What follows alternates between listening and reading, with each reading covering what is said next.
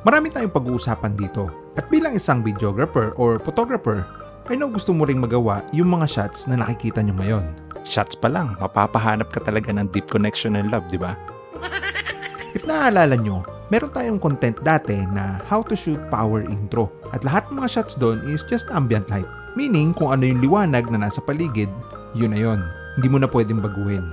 Hindi ko sinasabi na hindi maganda yon. What I mean is, sa video na ito, iaakyat natin ang mga shots natin into a different level. Kasi ngayon, gagamit tayo ng ilaw. Pinapakilala ko sa inyo ang Amaran 150C RGB. Sa video na ito ay tuturo ko sa inyo kung paano siya gamitin at kung bakit malaki talaga yung role nito sa pag-shoot ng isang wedding. Ito yun. Ito yung ilaw na sinasabi ko sa inyo, ang Amaran 150C. Ito natin bubuksan. So, para siyang attache case, open natin. Ito ngayon yung mismong unit, ang Amaran 150C. Ganito siya, medyo malaki siya kasi 150C, 150 watts. Ito naman yung mga cord niya.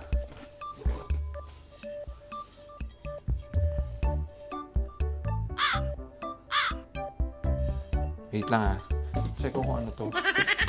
Basta nilalagay siya sa harapan ng ilaw para mas tutok yung liwanag, hindi kalat. Sorry, wala kasing manual tamad naman ako mag-search. So, comment nyo na lang kung ano bang tawag dito. Wala namang masyadong special dito sa box at saka sa item, pero yung performance niya, dun tayo magpo-focus.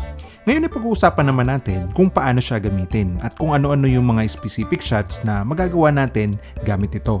Marami siyang accessories na pwede mo rin gamitin pero hindi muna natin pag-uusapan yon. Because this time, hindi muna tayo gagamit ng kahit anong accessories. Just a single Amaran 150C na ikinabit ko sa isang 9 feet na stand. Magsimula tayo sa pag-shoot ng bride. Intended talaga sa mga shots ko dito yung medyo madidilim yung ambient. Kaya dito ko siya ipepwesto sa kwarto na medyo madilim. At ganito yung setup ko. Inilagay ko yung Amaran 150C sa likod ni bride dahil ang gusto ko, ma-highlight lang yung hair niya. At dito ko siya ipinwesto sa tabi ng bintana. Iisa lang yung ilaw natin, kaya ginamit ko yung liwanag mula sa bintana para tamaan din ng liwanag yung face niya kasi yung ilaw natin ay nasa likod. This Amaran is also RGB. Ibig sabihin, pwede kong gawing iba't iba yung kulay ng ilaw.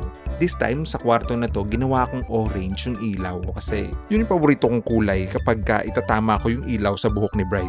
And mamaya ituturo ko sa inyo kung paano baguhin yung kulay. And about dito sa shoot ko, para sa nagtatanong na parang may baso sa harapan ng lens ko, na-feature ko na to sa iba ko pang video, so check nyo na lang. Ito yung ring of fire na ginagamit ko. At effective lang ito kapag may ilaw sa background. Dito meron siyang lock, hindi siya basta-bastang mahuhugot. Ito ngayon yung switch niya. So, tignan natin kung gaano kalakas ha.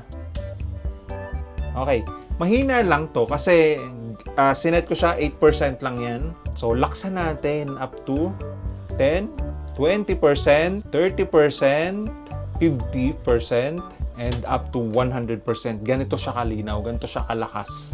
Kagaya ng sinabi ko kanina, ituturo ko kung paano baguhin yung kulay ng ilaw. First, mula sa Amaran app, ikinonect ko ngayon itong 150C. If napanood nyo yung nakaraang video natin about sa Amaran Ace 25C, tinuro ko doon kung paano i-connect yung unit sa cellphone. Same lang din dito. Kokontrol na natin lahat ng mga effect ng ilaw na yon dito na sa cellphone.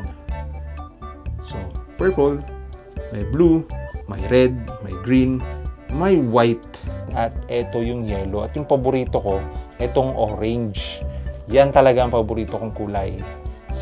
Madalas ginagamit ko talaga sa shoot, yung orange niyan. So, ganito lang kasimple, ganito lang kadali kapag kinonect natin sa Amaran app. Pagdating sa simbahan, iniiwan lang namin siya na nakatutok sa mga tao para kapag nagsushoot kami, hindi ganun kadilim. Kasi may mga simbahan na madalas madilim talaga. At kung photographer ka, malaking magiging advantage sa'yo nito kasi hindi mo na kailangan gumamit ng flash. Kasi ang awkward naman kung habang nagsasalita ang pare, may flash na pitik ng pitik, di ba?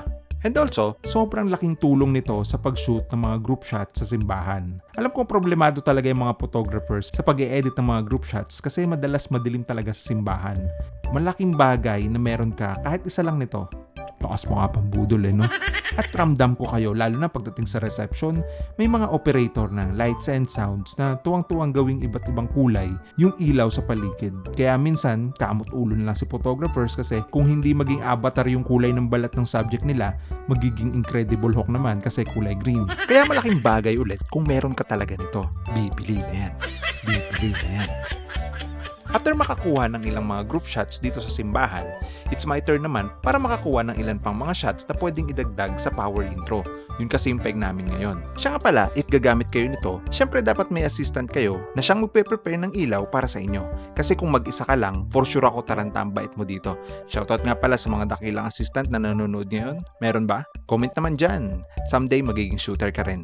Paborito ko talagang ilagay itong ilaw sa likod ng couple para ma-achieve yung mga ganitong shots. And mabilisan lang kami dito kasi naghihintay na mga abay sa harap ng simbahan para sa recessionals. Dito naman sa power cable niya, isa sa nagustuhan ko is meron siyang sabitan para hindi mahila yung wire mula sa taas. And also gumagamit nga pala kami ng mahabang extension cord para pwede naming ilipat-lipat yung ilaw. Pwede mo rin siyang bilhan na separated na battery pero siguro dahil sa lakas ng 150C I think kakailanganin mo ng extra pang battery or yung battery na medyo mas malakas. And karamihan naman ng nakikita ko na gumagamit ng battery, 60 watts version yung binibili nila. Mas matagal ang buhay ng battery sa mga ganon. And speaking of watts, if magde-decide ka kung alin ang mas better gamitin, 60 watts ba, 150 or 300? Ang unang itatanong ko is, saan mo ba gagamitin? Kung mga indoor at madiliman na shots, ang paggagamitan mo like mga ginagawa sa power intro, I think sapat na yung 60 watts. Kung sa simbahan o sa reception mo gagamitin, okay pa rin naman na 60 watts pero for me, much better kung 150C kasi mas malawak na yung lugar dito. And kung may budget ka naman at wala ka namang worry sa extrang gastos, go for 300 watts. Ikaw ba, saan mo babalak gamitin? So, ito ang role ng Amaran 150C kapag nagsushoot kami ng wedding. So, yun lang, pero hindi pa tayo dito magtatapos. Kagaya nga na sinabi ko, marami tayong pag-uusapan.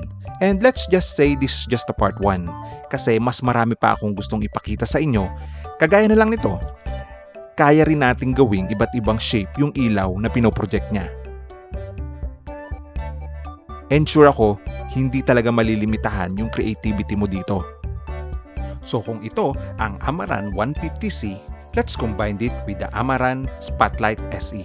At aakyat pa tayo to the next level pa. At pag-uusapan natin yan sa part 2.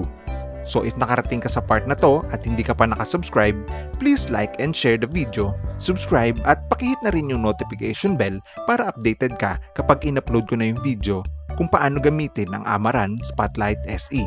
And sure ako, marami kang matututunan doon. So maraming salamat sa panonood. Happy shooting!